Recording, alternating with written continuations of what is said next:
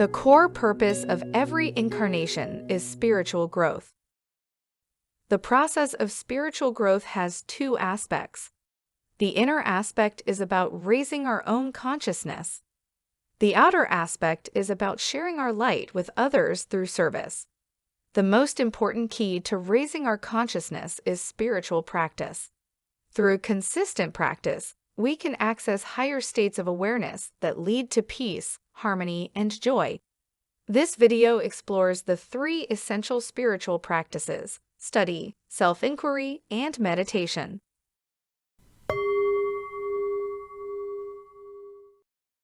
Part 1. Spiritual study. The easiest way to raise our consciousness is by learning from those who have gone before us through their works. The transformative practice of spiritual study works at two levels. The first level is that of beliefs. Our beliefs are the most important aspects of our being because they determine how we think and act. Unfortunately, many of us have limited beliefs that have either been passed down to us through cultural conditioning or stem from our own life experiences. By studying books and materials that align with higher consciousness, we create new beliefs that help us break through the limitations of conditioning. By absorbing knowledge that aligns with a better belief system, we automatically replace our old belief system. The second level of spiritual study is at the level of energy. From the higher spiritual perspective, everything is energy. Books that are aligned with higher consciousness carry energy within them that can transform you and align you with higher consciousness. If you would like to explore more, Children of Infinity has a list of hand-picked books that align with higher consciousness. In addition, you can also join book study groups in our online community.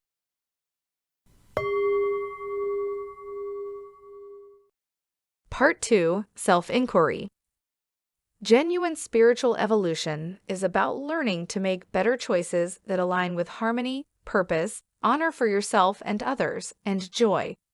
The reason our choices are not aligned with higher consciousness is because of unexamined patterns that operate at the level below consciousness.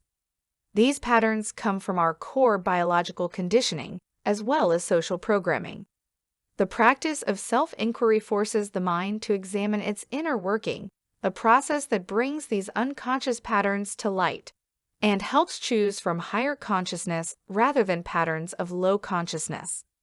Self-inquiry is difficult work because we are part of a culture that focuses on the outer world, and we are seldom trained to explore the inner world. In addition, self-inquiry exposes the uncomfortable inner patterns known as the shadow self.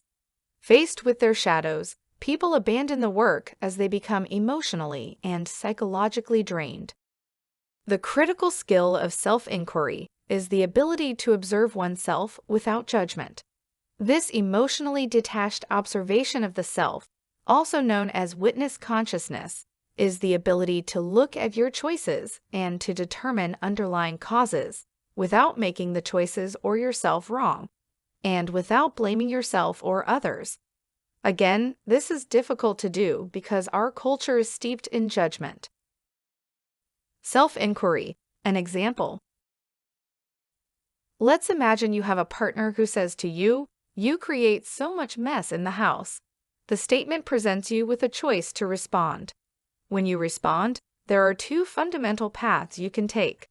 The first path comes from lower consciousness. When you are at lower consciousness, you may respond with a combination of the following: denial. What are you talking about? I didn't create any mess. Anger. How can you say that to me?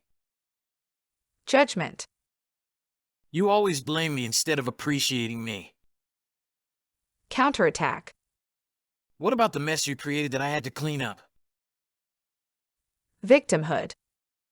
You treat me so unfairly. Self-righteousness. I worked so hard to make this partnership work. Why can't you give me a break? Notice that when you respond this way, you make the problem worse because you failed to accurately understand the problem, which is a prerequisite to finding a productive solution. In contrast, a response aligned with higher consciousness arises from compassion, harmony, and peace. For instance, you could say, Oh, honey, I'm so sorry. I know you work so hard to keep the house tidy. Let me clean it up, and I promise I'll be more careful next time. This type of response immediately diffuses the tension, increases love between you and your partner, and creates an opportunity for your partner to reflect on their behavior. Aligning yourself with higher consciousness means being able to impartially examine your behavior. In this example, it is the ability to recognize the mess you created and assume responsibility for it. It's important to note that the ego is a strong and strange influence, and it will try to justify your position or blame it on circumstances. But regardless of the situation, it's your responsibility to respond with higher consciousness. If you spend your energy justifying your ego position, you won't have the creative space that's needed to solve problems and manifest love and harmony in your relationships. How to practice self-inquiry. Here is how you can cultivate the practice of self-inquiry. Start by setting aside just 10 undistracted minutes every day and reflect on your choices. It's important to do this without judgment, so you can objectively examine the choice. The voice of judgment interferes with inquiry because it adds unhelpful noise, known as ego chatter. For example, it can turn into self-blame and play the poor me tape, which sounds like this. How can I be so dumb? What can I do? I was so tired. I am a horrible person and don't deserve happiness. Ego chatter takes you away from awareness and impartial examination, and colors it with judgment. When you avoid the trap of ego chatter, you can achieve detached observation, which uncovers root causes in the following 3 steps. 1. Acknowledge your behavior. I chose to respond with anger. Let me examine why I did so, without blaming myself or anyone else. 2. Uncover the pattern. I have difficulty responding to criticism. 3. Understand the cause. I feel insecure. Due to insecurity, I need others to acknowledge my worth. If they don't, I respond with lower states of consciousness. This discovery gives rise to practices that you can incorporate into your life. For example, 1. When someone criticizes me, instead of reacting, my first goal is to become calm and probe if there is anything wrong with what I did. 2. Regardless of whether the criticism is justified, I will respond with higher consciousness. By staying with the practice, you can gradually become more conscious of your choices and learn to respond in ways that align with harmony. Journaling. An excellent way to give structure to the practice of self-inquiry is through journaling. Here are 7 steps to creating a daily journaling practice. 1. Set aside time. Choose a time of day when you can devote 10 to 15 minutes to journaling without interruption. This could be in the morning, evening, or any other time that works for you. The key is to be consistent with the time of day so your mind develops a habit. 2. Define a focus. Choose a focus for your journaling practice. This could be a specific area of your life that you want to explore, such as relationships, work, or personal growth. 3. Set an intention. Before you begin writing, set an intention for your journaling session. This could be a question you want to explore or a particular insight you hope to gain. 4. Write freely. Start writing in your journal without editing or censoring yourself. Allow your thoughts and feelings to flow freely onto the page. The state of flow helps you effortlessly gain insights. 5. Reflect on your writing. Once you have finished writing, take a few moments to reflect on what you have written.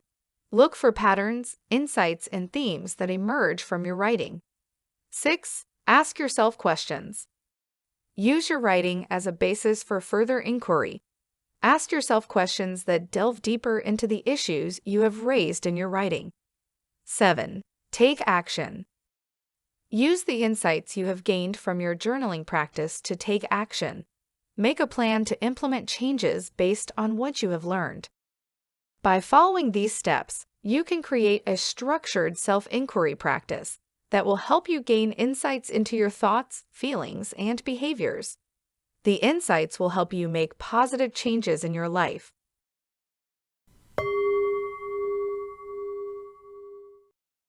Part 3. Meditation.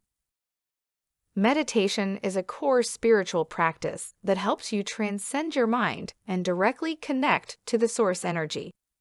In normal states of awareness, consciousness is caught in this illusion of physical reality. The analogy would be that of a person watching television. The person's attention is fully consumed by the illusion created by light and sound. Through meditation, consciousness can learn to focus upon itself and begin to examine the nature of illusion. This would be similar to the person opening up the TV set and looking into what creates the sound, the picture, and the source that powers the TV set. Meditation allows you to quiet the mind and detach from the constant stream of thoughts and sensory inputs that keep you bound to the physical world. When you observe the workings of your mind, you begin to see how your thoughts and beliefs shape your perception of reality. With regular meditation practice, you may begin to experience glimpses of a deeper, more profound reality that lies beyond the mind. This is the layer of pure consciousness, unaffected by what happens in the outside world.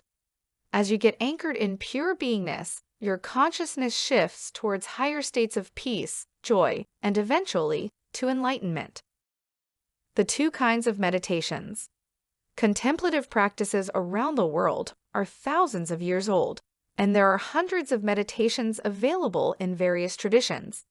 But regardless of the differences, meditations can generally be grouped into two types. The first type of meditation uses the mind to cultivate awareness, for example, by focusing on the breath, a specific thought, or a mantra. The second type of meditation, called energetic meditation, involves working with an energetic seed that originates from higher dimensions. We recommend this kind of meditation because it works at the layer of energetic patterns, a layer that is deeper than the mind itself. We have created a special meditation called Stairway of Light. This 15-minute meditation is designed to help you connect with higher dimensions and receive energies from Divine Mother, the feminine aspect of source energy. To receive the energy, just sit or lie down comfortably and become available to the experience. Listening to this meditation daily is a simple but powerful way to nurture your spiritual practice. Resources. If you're committed to cultivating a daily spiritual practice, Children of Infinity has a dedicated online community space where you can download resources and get support for your spiritual practices. Join our free community today. Exercises. In this video, we have explored the 3 essential spiritual practices: study, self-inquiry, and meditation. To incorporate what you have learned, do the following exercises. 1. Explore the list of recommended books on the Children of Infinity website and pick a book to begin your spiritual study. 2. Set aside 10 minutes a day for practicing self-inquiry. Begin with one area of focus, such as relationships or personal growth. We recommend journaling so that you have a structure around your practice. 3. Set aside 15 minutes every day for the guided meditation, Stairway of Light. This meditation carries higher energies through the medium of sound. It is recommended that you do this meditation every day upon waking up.